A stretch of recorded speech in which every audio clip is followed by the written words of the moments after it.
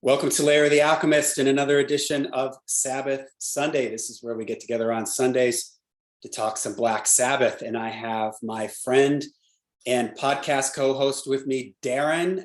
He's been here at the Lair so many times. He needs no introduction. Darren and I also have a Black Sabbath podcast that we do together called Into the Void, a Black Sabbath podcast that you can look for on Apple and Spotify, where we go about monthly episodes where we've been going chronologically through the Black Sabbath albums. And Sabbath Sunday is here for us just to sort of elaborate on the things we talk about on the podcast, bring some guests in, talk about different subjects we want to. And today we are going to be discussing Tony Martin's new album, Thorns.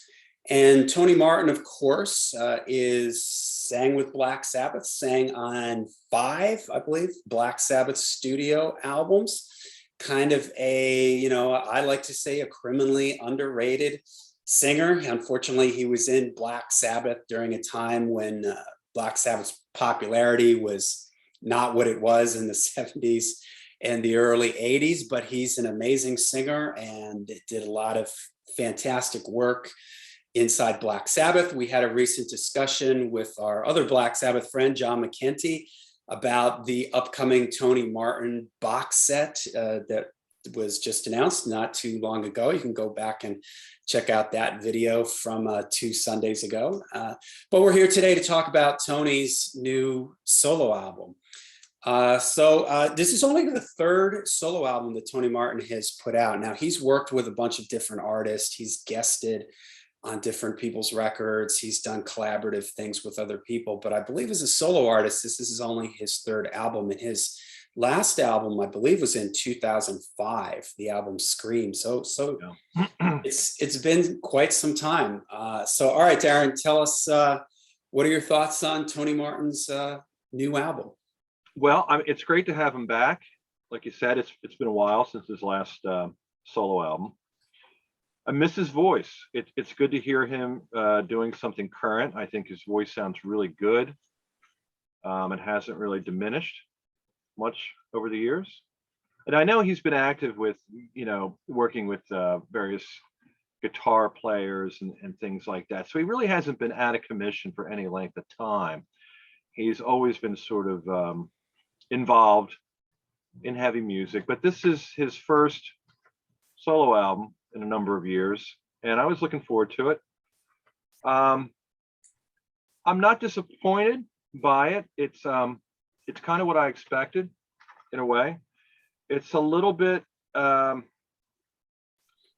a lot of time that's passed between 2005 and 2022. And I think that there's a few things that I noticed that are maybe a little bit backdated, insofar as some of the guitar sounds, some of the overall vibe of the songs is a little bit dated, say maybe 10 or 15 years ago in a way.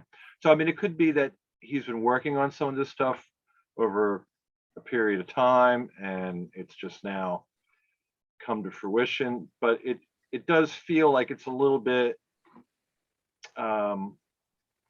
old in a way. And in another way, it feels like it does kind of have one foot in the tradition of the style of music that he's been involved in, namely Black Sabbath. So the first song right out of the gate is, the print is so small. We just talked about it. It's really hard to read. As the World Burns. As the World Burns. I think it's a great song. Kicks things off really well. It's really heavy, very forceful. I like it. I like it a lot. So from that point on, I was pretty excited about it. Next song, Black Widow Angel, is cool. It has a really it's heavy and it's got a cool melody line. I like the chorus. It's a little bit of a grower, but I really like it. But it gets into this weird thing towards the end where the bass player does like this Jerry Seinfeld slap bass thing, and it kind of ruins it. It's so out of left field. It almost it sounds like the theme from Jerry Seinfeld. Yeah. Or Yeah, something you might hear from like Faith No More, like that kind of worse than that, actually. 90s. Yeah, it's weird. It doesn't fit. But other than that, the rest of the song is great. I don't know why he or whoever, I guess the bass player said, "Move over, I'm doing this. Get out of the way." And it was a mistake. And I dare anybody to listen to that and think that it belongs in the song or think that it's a cool part of the song. Maybe there might be somebody that said, "Wow, the best part of the song is that Jerry Seinfeld bass part." I'd be surprised if somebody said that, but then again, maybe not. But for me personally, that's weird and it kind of ruins an otherwise really cool song. Book of Shadows, song number 3. I like that one a lot. Dark, good melody line. Tony's voice sounds really good throughout the entire album. His voice is pretty on point. It's not Tony Martin circa 1987, but we wouldn't expect him to be. But in spite of that, it's held up amazingly well, and he sounds really good. I'm gonna move down track to track here, and then I'll turn it over to you. So the next song, "Crying Wolf," it's not one of my favorites. It's a little weird. It has kind of a bossa nova vibe to it, which kind of took me off guard the first time I played it through.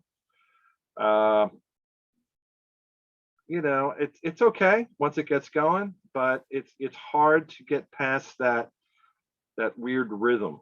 It's not heavy, and it seems like it's one of those songs that kind of just tried to be different, and it is different, and not in a good way. "Damned by You," I honestly don't really remember this one. I remember listening to it 3 or 4 times. It's a little bit forgettable, as are most of the songs on what I would consider to be the second second half of the CD. "No Name at All" is another one. I think I enjoyed it while I was listening to it, but I do not remember it. "Nowhere to Fly" is pretty good. Good melody. It's moderately heavy. Seems like, the way his voice is in the song, it seems like it's something that he's putting a lot of effort into. Again, not really that memorable for me. "Passion Killer" is pretty cool. It's a heavy one. It sounds like something that might have been from the early 90s, and maybe that's when it was written. It's hard to say. It's a little dated sounding. My favorite song of the album is "Run." Is that what it says? "Run Like the Devil." Yeah. That's solid. Really good tune. Probably, if there's any reason to buy this, it would be for that song. And the first two, with the exception of the Jerry Seinfeld bass part. That's on the second song. So, if you buy this, be forewarned. Second song, Jerry Seinfeld bass part. But "Run Like the Devil" is a really, really good song. It's got good riff. Tony sounds great, like the lyrics, like the melody, totally on point. After that is "This Is Your Damnation." Is that one of the two songs? Is that the one that's kind of like little Acoustic jokey? guitar with the Yeah, spoken word thing. Yeah. yeah. Doesn't work for me. "Thorns," the last song, right? Is that the last Yeah. song? Yeah. Yeah, pretty cool. It's okay. For the namesake of the album, I kind of expected something a little bit more dramatic. It's okay. It's appropriate. Didn't blow me away. I guess my overall opinion of the album is that it's really great to have Tony Martin back. I think this is going to be a good year for Tony Martin if the Black Sabbath box set comes out.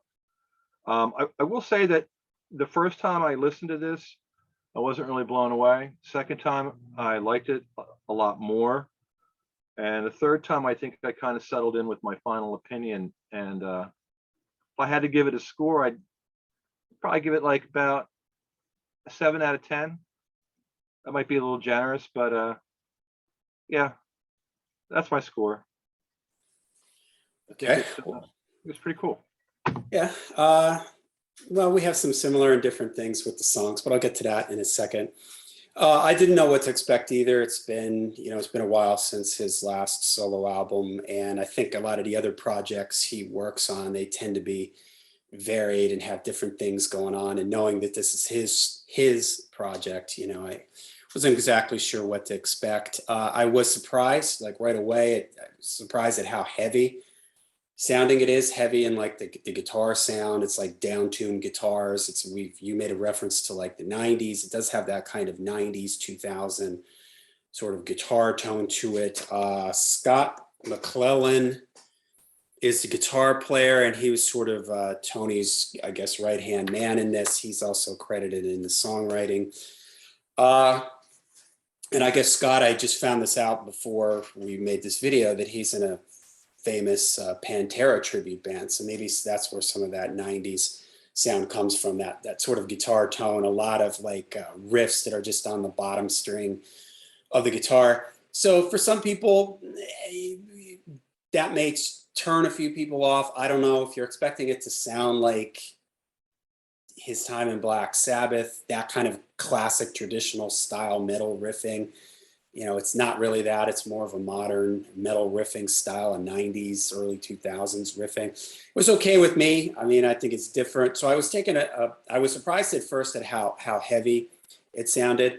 I think Tony sounds great on it. His voice has a lot of power to it. I read an interview with him where he says that he's lost some of his range from the Black Sabbath days. That may be true, but I don't know. You don't really notice it here. To me, he seems like he's very powerful. He goes up into the top of his range rather frequently, where he's jumping around and just really really belting out those higher notes. So I think that's really cool. Getting into the album, I think the production is really good on it. It's not a victim of the loudness wars. You can hear everything. It's got we keep referencing the 90s. I just can't help it. Maybe it's the guitar tone, but it does have that kind of, it isn't overly bright. It certainly isn't muddy. It's not an overly bright or harsh sounding recording. It has a nice sort of mid-range, low mid type of overall sound to it. As for the songs, my favorites are the first three for me are definitely the top ones for me. As the World Burns, I think is great. Black Widow Angel, I really like the chorus in that. The way the song sort of drops down into a halftime thing, and he's jumping up, Black Widow, jumping up really high, just belting it out. I think that sounds fantastic. Book of Shadows is probably the big centerpiece of the record for me. It sounds like it's the most also involved. Like there's keyboards. There's some choir type vocals. I don't know if those were done on a synthesizer or if it's real vocals, but it's got a lot going on. It's got like a spoken word thing in it too. I don't know, it's like a female voice or something. So it's got a lot going on, and it's very well produced. He had a video for it before the record came out. So really like that one. I did like Crying Wolf. Now, Crying Wolf is different. It's got an acoustic guitar. The rhythm to it, is kind of like a folky, Latin almost feeling at times, samba type rhythm. But it worked for me because I think the melody line is cool. I like the guitar line. It works for me. Now, this type of thing, as we go down here, I'm going to say that there's a song later on that the different feel does not work for me. But here, Crying Wolf, it works. Damned by You I like that one, but didn't jump out at me as much as the first four songs did. So it felt like that was sort of the first like the album stepped back a little bit for me. There's a violin part in Damned by You. I believe I have the correct song. And Darren and I were talking before this that we were trying to read the credits inside the book, and it's just so small. Even with our glasses on, we couldn't read it. It's a little easier to read inside the booklet, but there's no mention of who plays the violin.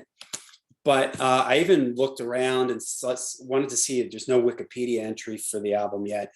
But I saw somebody commenting on a review that said that Tony Martin played the violin on it. If that's the case, that's pretty cool. Cool. Damned by You, that does add a little interesting element to it. So it's an okay song. It's just not as good as the first four for me.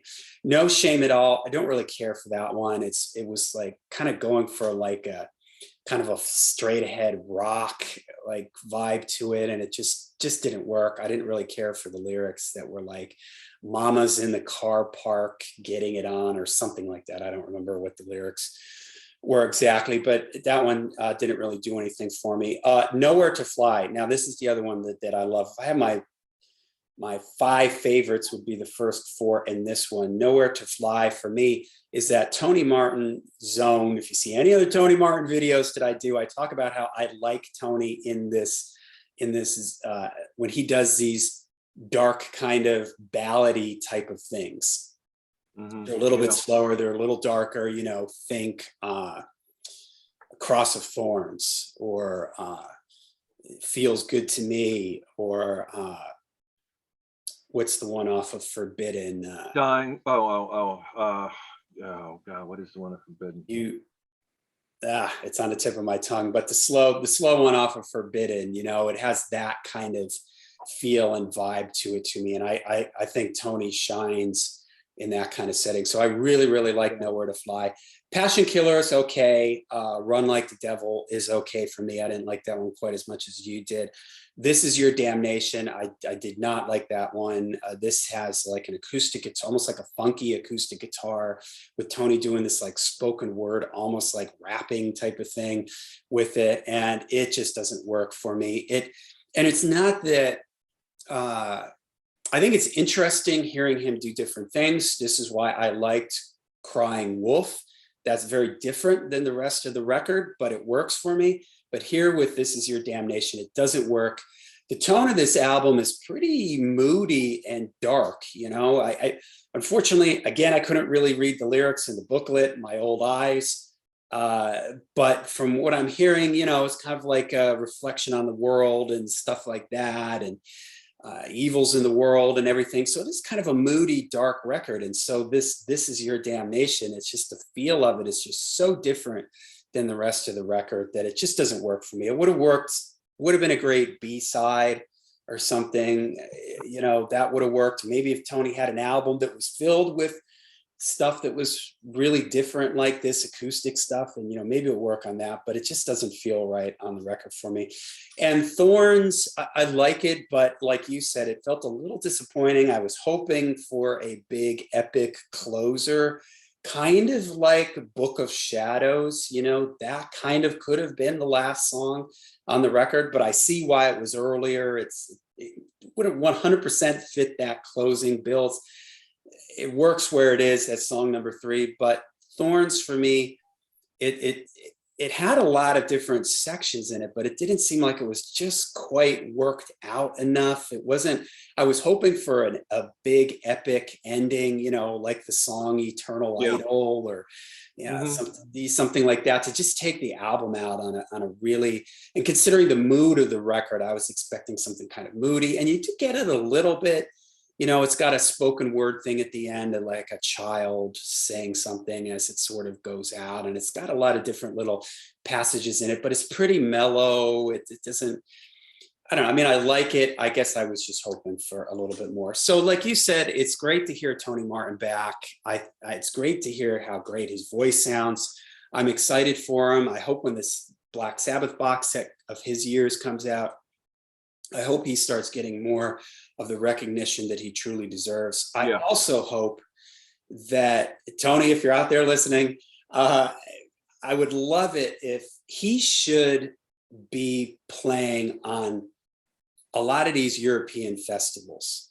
Yeah. he should be on like the Keep It True festival. He should be out there on one of the big stages at Vakken. Now, granted, he's probably not at a status where he could headline a Vakken stage, but I could easily picture him on a really good time slot at Vakken and doing a set that's got a 60-40 Black Sabbath, Tony Martin solo split between the songs, or maybe a 70-30. I think that him getting up there, I could just picture him at Vakken, opening track, the Headless Cross with that drum beat, and people just eating it up. There's enough good songs on here where if he did like As the World Burns and Book of Shadows and maybe Run Like the Devil live, it would just totally work. People would be headbanging to it, going crazy to hear. Then if there was stuff mixed in there like The Shining and maybe Anno Monday, or it would just be, to me, that would just be a fantastic killer show. And these songs wouldn't sound so out of place in a set list like that with those songs. If you were to take some of these heavier songs, it would work, it would flow, and I think it would be awesome. I hope that Tony does that. I hope that I know he's played live, but it doesn't seem like he's done a lot of like big touring. I haven't really seen him on any of the big festivals like Vakken or Keep It True or Bloodstock or, any of the open air sort of European festivals. And I would just love to see him get out there, because there's just I know that there's so many people that love his time in Black Sabbath. He's such a great singer. I just think he's due so much, the respect that he deserves and the attention that he deserves. And I hope he's going to get this when the Black Sabbath box comes out. I know this has been getting a lot of great reviews and everything, which is just fantastic. So it's great to, it's great to have Tony back. I really hope he tours. I would fly to anywhere in the US to see him play. Yeah, I'd like to see Tony on stage playing some classic Sabbath stuff. I'd like to hear Headless Cross, Anno Monday. You said Anno Monday. Crown of Thorns. That'd be right. Awesome to hear that. I would love that. I'm not sure if that's what he wants to do. I did read a couple interviews, and maybe I saw something on YouTube where he was talking about this album and how he wanted it to express the different sides of his musical personality. He's not just the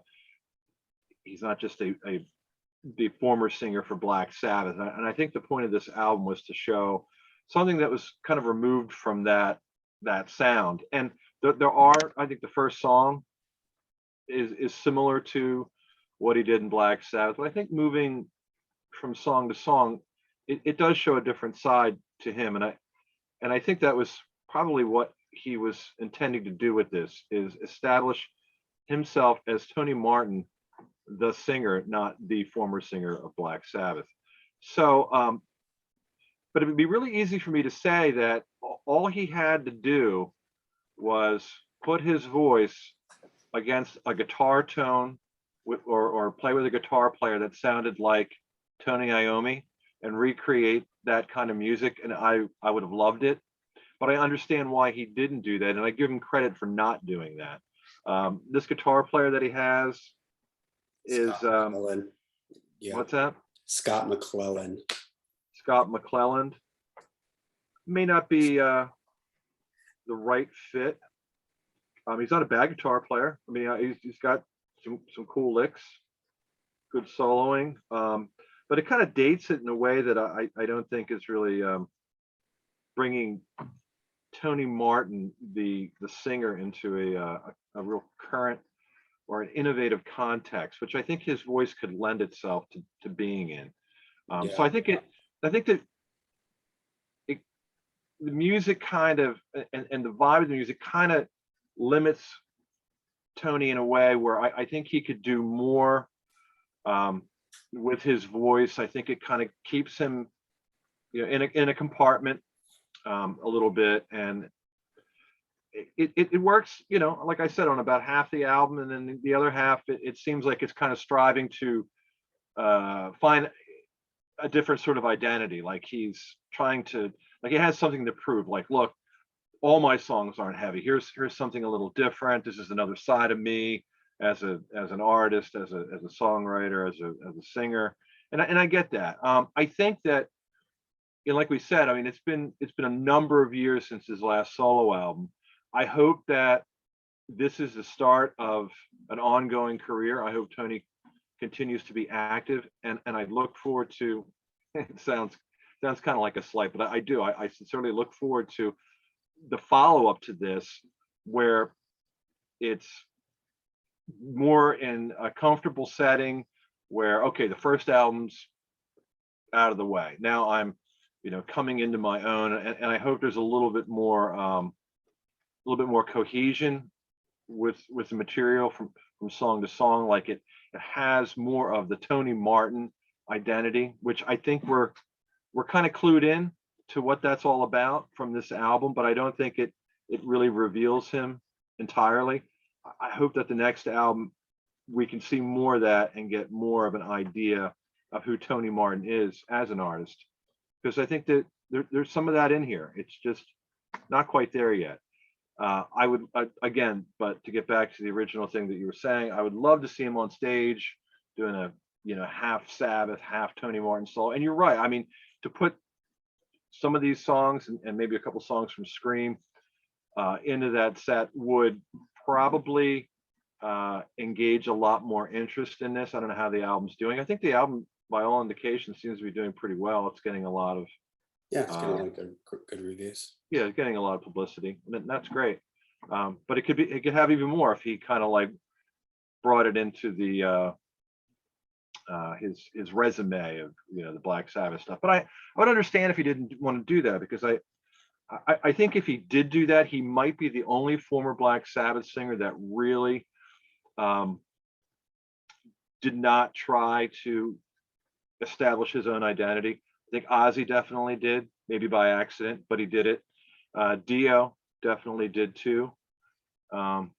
So if he really leaned on the old Sabbath material that he was involved with too hard, he would probably be the only former Sabbath singer that did that. So I'd like to see him move on in the direction he's going in. I think it'd be interesting to see more of Tony Martin, the artist, because I think that there's a pretty good indication, like I said, that there's a lot of content here. Yeah.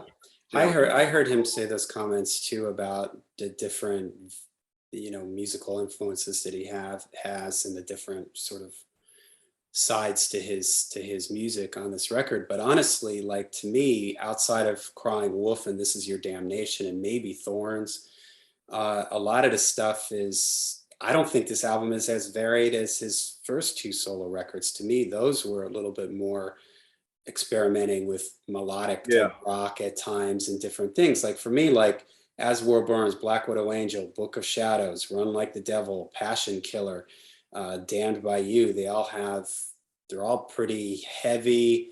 They've got that same kind of guitar tone to them. So in some ways, for me, I might find it interesting if he did, even though I don't really like This Is Your Damnation in the context of this record, if the album itself had been a little bit more varied, if there was more of that type of stuff sprinkled in around here, maybe it would have worked a little bit better. It would have flowed a little bit better. I don't know, maybe if I know I've seen interviews with him, Tony's clearly a very talented guy. He plays guitar and bass on the record. He's the executive producer. We think he played violin on the record. So he's clearly a very talented guy. It would be interesting to hear him doing all kinds of different kinds of stuff, exploring different things. That would be cool too. It's nice to hear him in this heavy context. That's sort of what's fun about this. You get to hear Tony in a pretty heavy setting here, hearing his voice soar over the top of all this stuff, kind of brings a smile to your face. And it's nice to hear him in that kind of context. That's where I think it would work if I could picture him going out and doing a 60-40, 70-30 Sabbath or 50-50 Sabbath, heavier stuff from this and from Scream, maybe, like the title track or the first song on Scream, I forget what it's called. and I could see all that working, and I could also see him maybe exploring some more of this acoustic stuff and things like that. And maybe he has some side project where he names it something else, and it's more exploring these different world rhythms and these different types of things, because he's clearly a very talented guy. He works with a bunch of different artists and stuff, and Yeah. he always brings his sound to the table there. I would just really like it if he, I remember this is going back, like, gosh, probably the early 2000s. He was, I think he had a tour that was almost going to happen in the States, and it just fell through or something at the last minute. They just couldn't get the funding together. And I say it was a long time ago because I distinctly remember, I'm pretty sure it was on the black-sabbath.com, Joe Sigler's website forum, where people were saying, like, maybe there's a way we can collect the money and help him come over. And this was before crowdfunding platforms and stuff like that. And then somebody was suggesting they could be the person to collect the money, but people were uncomfortable with that. And I remember thinking, like, man, in this day and age of, all these different crowdfunding platforms, if that had existed back then, we probably could have gotten Tony and his band over here, because I'm sure plenty of people would have donated to that or something. And I just can't help but think that if he did go out there with his band, and that that he did, granted, he wouldn't be playing football stadiums, but I think that if he was on a nice bill with one or two other appropriate bands, I think it could be a really special thing. And if he just played some select markets like New York and Chicago and Boston and California and Texas or something, I just think it could be really successful. And I'm pretty sure that if he went and did the European festivals things, that that would work also. So yeah, it's nice. It's nice that he's back. I'm hoping that it's not 17 years till his next solo record. I hope that he kind of follows this up, and it'll be interesting to see where it goes, because it does sort of feel like, it's not a new band for my, I don't know if who the musicians were on his other two solo records. I don't know if this guitar player worked with him there, but maybe this is kind of the start of a new type of band type of thing for him. So we'll have to see where it goes. Looking forward to it. Yeah, the only musician that's pictured in the in the booklet is Scott McClellan. I think he has the bass player from Hammerfall. Yeah, Magnus. Left bass. Yeah. I'm not sure who he has as a drummer. All the musicians are listed. I'm not sure who they are. Yeah, I'm looking at his Scream record, and it is different musicians. But on there, Tony, the Scream record, he plays guitar, bass. It does credit him as violin on Scream, so maybe he does play violin. Raising Hell, that was the first track off of Scream that I really like. I think melodic rock, rainbow-ish. Yeah. Rocker. So who knows? Maybe Tony will continue to work with this guitar player with this band, and they will be putting out more stuff soon. I hope so, because I miss Tony Martin's voice. It's nice to have him back. And I agree. I think if he did come around for a tour, I think he would be pretty successful. I honestly do. Like you said, he wouldn't be playing football stadiums, but I don't think he'd be playing arenas either. But I think that the places that he could get a decent crowd would be pretty respectable. I think, all things considered. I know I would certainly like to see him, and I know that a lot of people that are, and I think more recently and we talked about it with the last video we did with John McEntee. People are ready, are now really embracing the Tony Martin era. So I think that'd be good if he decides to come around and do some shows. I think now would be a good time. He's got this album to support. I think he's got some renewed interest, the possibility of the Sabbath box set coming out. And also, I think, his time in Sabbath becoming a little bit more embraced these days than it was maybe at the time. Yeah. So yeah, I hope he does. I would love to see him. I would really like to see Tony Martin live again. I saw him with Sabbath a couple times. I'd like to see him as a solo artist. I like to see, like to hear him bring his solo material in, and pepper it with a couple Sabbath songs. I'd love to hear The Shining. Uh, Absolutely. you were mentioning some of the he is a strong, uh, heavy ballad singer, and I just wanted to say that one of the songs I like the most. I love Cross the Thorns, but I also love Dying for Love on Cross Purposes. Yeah. I Yeah. think that's That's a a great great one song. too. And the So ballad, I Won't Cry for You. That's the one off of yeah, Forbidden. I think it's yeah. really good. So, all right. Well, there you go. There's Darren and I's thoughts on the new Tony Martin Thorns album. Let us know in the comments down below if you guys have heard the album yet and what you guys think of it. Also, let us know, would you like to see Tony Martin touring for this record and getting out there? Would you like to see him live? Let us know in the comments down below. And we'll see you at the next Sabbath Sunday. And until we see you again, make sure you stay heavy, stay metal.